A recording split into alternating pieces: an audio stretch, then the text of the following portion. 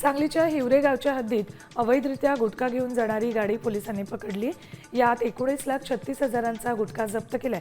तसंच ऋषिकेश कदमला अटक केली आहे। पोलिसांना दिलेल्या माहितीनुसार ही कारवाई झाली आहे। एकूण 28,36,000चा मुद्देमाल जप्त केल्याचं पोलीस निरीक्षकांनी सांगितले।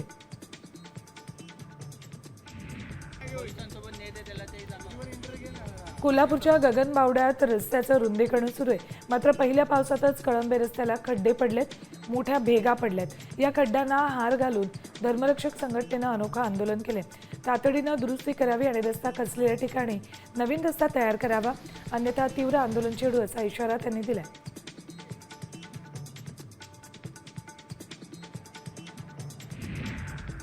जळगावच्या पाचोऱ्यात पॉक्सो कायद्यात विद्यार्थ्यांचे हक्क आणि अधिकार यावर मार्गदर्शन करण्यात आले। या संदर्भातील माहिती रोटरी क्लब भडगावचे अध्यक्ष डॉ. मुकेश तेलींनी केली आहे। तसंच यावेळी शाळेत रोटरीतर्फे इंटरॅक्ट क्लब स्थापन करण्यात आला आहे।